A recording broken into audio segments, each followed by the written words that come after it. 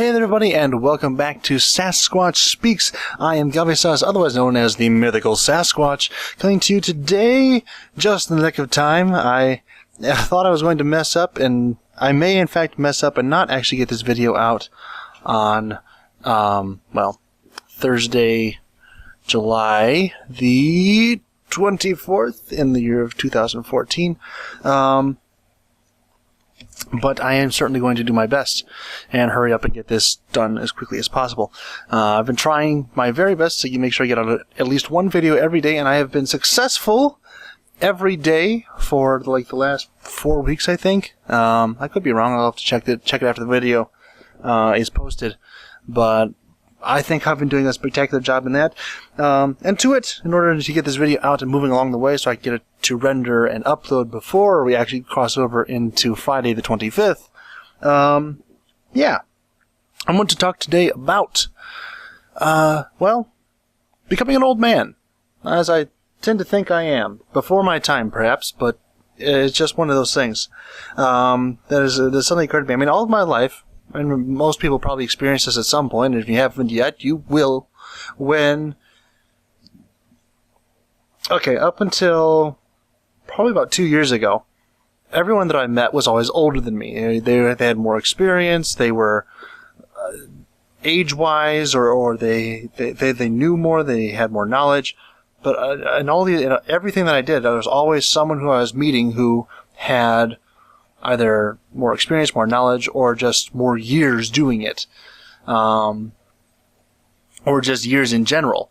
Because I've always been the young kid. I've always been the new person, the untested attribute. Whatever the idiom, not idiom. Well, yeah, I guess whatever the idiom is that you want to use for that. It's always been who I was. Always what my place is, what my portion was, how I was able to interact with people. That's always what it has been. Up until, like I said, about 2 years ago. And all of a sudden, about 2 years ago, I suddenly realized that I was meeting people for the first time who were younger than me, less experienced than me, didn't know as much as I did. And at first, I didn't really think about it that much. I was just like, oh, well, that's kind of interesting. But it started to strike me that this is sort of like my transition, that point where not just my transition, but everyone's transition, where you're no longer just where you're going from that point of immaturity into actual real maturity, where you have something to offer coming into the beginning of some sort of a relationship, either business or personal or whatever it is, because you've been there, you've understood it, you understand how it all works together, what the likely outcomes are, and how to adjust your actions and your thought processes in order to be contributing to whatever it is. I mean, yes, you can come in as the young kid or the new person, and you can contribute, but for the most part, or at least when you first get there, all that you're doing is you're learning. You're trying to soak up information. You're trying to be helpful. You're trying to show your value and show your worth, and have that easily recognized and defined by other people, so that you're allowed to stick around. But it's a strange feeling when all of a sudden you're the person that the new kid is coming to. You're like, hey, I saw you do this, or I recognize, hey, you have more knowledge, you have more understanding, you have more experience, more years, more whatever it is, and I want to learn from you rather than me learn that, rather than the other way around. And I mean, I've been in situations where I was older than the other people, and I was still going to them because they've been doing it longer, but there's a lot of places in my life right now that I'm starting to come into where I am the person that people are seeking after. I'm the one that they're looking for, that they're looking to for advice or instruction. And it's very surreal to suddenly go from that transition just so quickly. Just like I said, just within a couple of short years, where it's like, hey, I'm no longer the kid. I'm still the kid. There's a lot of people who are, like I said, there's still a lot of people out there who are stronger and smarter and more experienced and just older than I am. But I'm starting to get that. I'm starting to feel like that mature vibe. Like, okay, well, I understand this a little bit more than you do. And it goes both ways, because I'm meeting people who are many more years older than I am. I'm not quite 24, but I'm meeting people in their 40s and their 50s, a couple in their 60s, who in certain areas don't have the same knowledge and the same understanding that I do, just because, well, and not just technology. I understand technology. The young folks, we got the market cornered. All you old folks just kind of buckle your seatbelt and hang on for the ride, because we know how it's going, and that's just the way it is. But I mean, not within that context, but just other things. I mean, I'm a Christian, I'm a preacher, I'm a believer. I do what I can to try and get it outside of my church and proselytize and all that sort of good stuff like that there. And in doing that, I've met people who are genuine in their desire to want to grow and closer to God and all that sort of stuff. And they've been doing it for a number of years, but they don't have the same knowledge I do, because they have, in their process of trying to get closer to God, they didn't put in the directed study. I won't say they didn't put in the hours of study, but they didn't put in the directed hours of study in order to attain the knowledge of some of the workings of the Bible that I do. And it's not a prideful thing. It's just like, it's a very humbling experience, in fact, to suddenly go from being the one being instructed to all of a sudden there are people coming to you and just like, hey, can you explain this? What do you think about this? What are your thoughts? What are your opinions? I value your opinion. When someone comes to you and they say that, first of all, it's very empowering, because it's like, holy crap, what? But it's also, at this very exact same time, it's also very humbling, because it's like, yes, they want my opinion, but what makes me deserving of them seeking me out and going, hey, I want to know what you think. Well, how do you? I'm leaning very heavily on the Bible right now, because it's a very large part of my life. Obviously, I would lean rather heavily upon it, but even within my business, there are people now who I've been doing it for about 5 years, and at the start, I joined it on the first day it was legal for me to do so, on my 18th birthday. I've almost been doing it for 6 years now. And so I was like, wow, this, like I said, first couple years, I'm like, man, I don't know anything. I went to just regular training and understanding and things, and just my mind was blown, because it was so amazing and so bigger, so much bigger and more amazing than my little 18-year-old brain could fathom. I mean, I had a pretty good idea at the start of what it could bring, but to actually see it sort of lived out in front of you, and seeing people being successful in it, and then them coming to you and teaching you and showing you how money works, how the entire industry is formulated, it just was like mind blowing. I was so excited, and I kept learning and learning and learning. And then, like I said, about 2 years ago, I started to have this switch, this shift, where it's like, okay, I've heard this before. I understand that. I could teach that. And then they say when the student is ready, the teacher will appear. And all of a sudden, I was appearing, and there's people coming up to me, hey, I don't really understand this about this area of finance. How could you explain this to me? I'm like, okay, well, here. And I just started to explain it and to bring it out and to try and give life to the subject matter. And again, it's just like, at first it's just kind of like this little nudge, like this tiny little insignificant spark. It's like, oh, okay, this is a thing that's happening. I don't really understand the significance of it, but I can recognize and I can see that it's going on. And like I said, through the years, I started to recognize it more and more. And the more I recognize it, the more it's happening. People are coming to me in different areas outside of just church and business. I've gone through 2 rather lengthy, both horrendously failed relationships. People who are starting to get into relationships are like, hey, can you give me a couple of pointers here? Like, am I doing the right thing? Am I doing the wrong thing?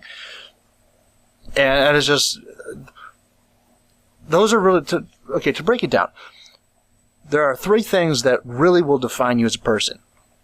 And this applies to both Christians and atheists, so don't worry about that, because that is kind of like your overarching description. Are you a Christian or are you an atheist? Well, not just Christian atheist, but do you believe in a God, and do you not? And after that, it kind of breaks down into subsets and subsects, and I'm not going to get into all that, because I'm going to try very, very hard not to openly proselytize on my YouTube channel. I realize it's a very easy open forum that I could do that, but for people who aren't here for that, I'm gonna try and respect your input and your thoughts on that, because I don't want to I'm not that kind of person. If you come to me and you have a question, I will certainly answer it, but again, there I go. If you come to me, then we'll talk. But I'm not going to force my opinions or anything on you. And if you think I'm going too far, put in the comments and we'll have a discussion. They'll ultimately realize this is my channel and I can talk about whatever the heck I want. Just throwing that out there. But yeah, when you break down life, it kind of flows into three different things. Number one, do you or do you not believe in God? And if so, what are you going to do to advance your belief in that one way or the other? Because you can't just say, well, I believe this, and then do nothing, because it doesn't really work that way. It's like, well, I believe this, and I'm not going to do anything about it. I'm just going to say I do. And I meet people on both sides of the fence who do that. I mean, I've met atheists who do nothing at all except, well, I don't believe in God, and they're just very apathetic about it. And I've met Christians who claim to be just the most on fire, ready to go and do anything for God, except anything that you might ask of me, which would actually require like effort or input or study or anything else like that. And they say, oh yes, I'm Christian, but they don't want to have to actually like put out any sort of effort, to prove that they are. And for Christians, the scripture is faith without works is dead. So you got a problem. Atheists, I'm not going to talk about it. I'm observing that some of you aren't really doing a whole lot to really reinforce your point of view. And I'm just going to leave it there. But from there, it goes, your next really big area of your life is who you spend the rest of it with. Are you going to marry someone or are you not? Who are you going to marry? Are you... It's one of those really important things that kind of encapsulates your entire life, or maybe a part of your life for people who... I'm not going to try not to get into marriage and divorce right now. I mean, I'm talking about marriage, basically. I know people who've gone together for their entire life and never gotten married, and I'm not going to cast stones at them because, well, that's a whole other story there. But the thing is, whether you decide to get officially, legally married to someone and bound together until death do us part sort of relationship, that's your call. I'm not going to force my ideas upon you one way or the other. But it's a very important decision, and one you should do your best not to mess up. And in the mouth of two or three witnesses, or in the counsel of many advisors, something like that, there's wisdom. Probably a good rule to live by. Always check it out with other people who you respect, who are... Okay, here's the thing. And this is something that I warn people about when they come to me for relationship advice. I've been in 2 lengthy relationships, yes. So I have some experience and I have some knowledge on that. But both of them have ended catastrophically. So I'll answer your questions to the best of my ability. But I want you to understand before you go and you actually apply any of this, that what I say to you has not helped me at all.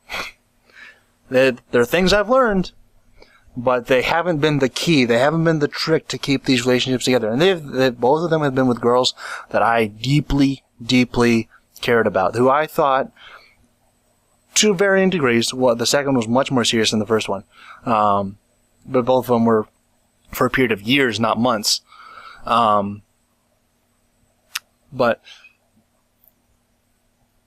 it's...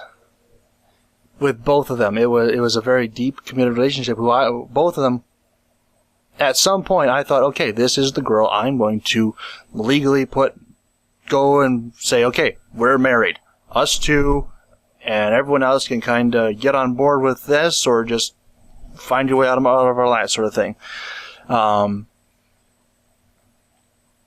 maybe that's not the best attitude to have, and that may be part of the reason why it didn't work out. But you kind of have to have that level of commitment if you're going to, when you enter into that sort of relationship with someone where it's like, okay, it's the two of us forever. And I'm a firm believer in the till death do us part section of those vows, and I'm an old-fashioned person. I know this, the original thought here was becoming an old man already. And this is a big part of it. I'm very much into like classical culture. I love classical music. I love old history, the old styles of clothing and dress and everything like that. But that's really not a point. That's just personal preferences. But when you come down, but even personal preferences have a place in consideration when you're going into that sort of a long-term relationship. When you are ready to say, okay, I'm going to be with you and nobody else for the rest of my life, that is the point where stuff gets really serious. Like I said, first and foremost, are you or are you not believing in God? If you are, show it. If you're not, show it. Don't care how you do it. I don't really care personally which decision you make. Just the way it is. But if you, my point here, there is if once you've made your decision, prove it. If you were put on trial for that, would there be enough evidence to convict you of it? It's a trite saying, but it has a lot of weight. And then the third thing that really makes up a life, like I said, belief in God or belief in not in God, who you're going to spend the rest of your life with, if you are or not. And I understand that people who decide to go through life alone. I have an aunt like that. She's crazy, but we try to love her as best we can. And the third thing you need to focus on is your job or whatever you do to try and make yourself money, to try and bring in income so you can like survive day to day. Because people will say, okay, and I know I said I work in finance, so I'm really biased on monetary things. I tend to like them a lot. People say it's a little contradictory sometimes because I'm also a very strong Christian. But people who say that have not actually read their Bible. And I'm just going to say that, and I can answer questions if people have them later. But the point is, what you do to make a living is so important. People say, well, you don't need money and this, that, and the other, and money can't buy happiness. And I say to them, try it. In true, money isn't everything. Money is not the most important thing. But it tends to kind of go air, water, sleep, and not too far down from there is something called money, because that helps you get food, that helps you, unless you're going to go out in the wilderness, and there are people who do this, who will walk out into the wilderness with nothing. A guy named Matt Graham, Cody Lundeen, they were both, Cody Lundeen is no longer on there, but Matt Graham is now on a show called Dual Survival. Love survival shows. But there are people who do that. They go out in the middle of nowhere. They find a tree or a rock, and they start piling sticks against it, and they rub a couple of those sticks together, and they make fire, and they hunt, and they gather, and they drink their own urine. Whatever it is that they have to do to survive, they do it, just so that they can live totally off the grid and not have to worry about money. But I like my air conditioning. I have had doctors tell me that I could not survive without air conditioning because I run hot all the time. That'll be a topic for another day. But so without money, I got some problems because I can't do anything. I can, but I don't want to. I have the ability to go out. I think I have enough knowledge because I think I do, probably don't, but I think I have the knowledge to go out and actually do, the living off the land and the hunting and the gathering and all that sort of stuff. By the way, I've been hunting since I was 9. I've got 1 squirrel, so maybe not the hunting one, but I have this thought, okay, well, I can do that. I could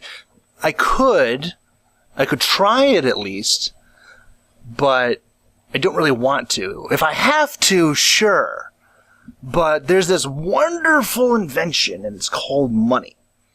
And basically what that does is it lets me buy other people's skills and talents for hunting or raising livestock for people who don't want to go out in the woods, or farming, or fixing my car, or putting an air conditioning into my house, or whatever else it is, because I don't want to do that.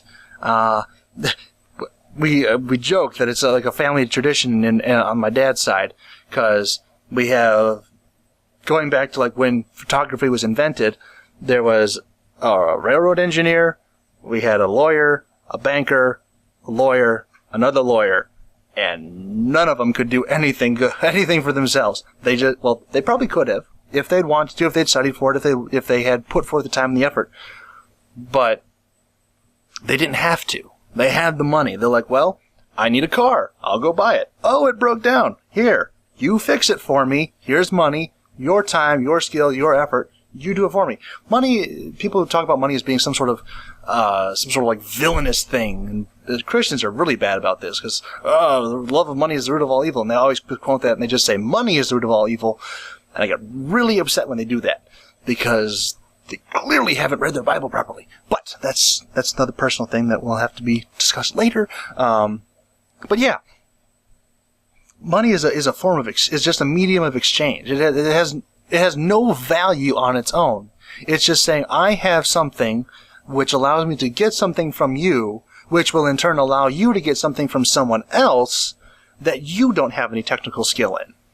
Like, say I paid the mechanic to fix my car, and the mechanic cuts his finger under my car, he's bleeding. Well, he takes the money that I paid him, he goes pays the doctor to fix his finger. The doctor gets the money, goes, okay, this is great, I want to go fishing. So he goes out in the woods, hires a guide, take him upriver to get fish. The guy takes the money, goes back to town, and drinks it away. I don't know. I don't know what those people do. But it's just a medium of exchange for skills and services that we either don't want to or are incapable of doing ourselves. And usually incapability is merely a lack of instruction or learning. But who has time for that anymore? This is 2014. No one has the ability to be a jack of all trades because there are so many trades. Just studying half of them would take your entire lifetime. And by the time you were done, there'd be 800 million more. This is a tangent which has gone on way too long. Anyway, I'm becoming an old man. I'm ranting like one. I know I am. I don't really have any real topic anymore. I kind of departed from that and went into life. I don't know. Hopefully this was interesting. Hopefully this was intriguing. Hopefully you all got some sort of useful information out of this. If not, hopefully you just like the sound of my voice. Probably not that either. I don't have the deep one that my friends do. But, yeah. I will see you all next time. Hope you have enjoyed. If you did enjoy, leave a like rating down below. If not, please leave a dislike rating and a nasty comment. Tell me to stop talking so much, especially talking so quickly like I tend to do. And that may be a topic for another day as well. In the meantime, I hope you all did enjoy. I will see you all next time. Goodbye.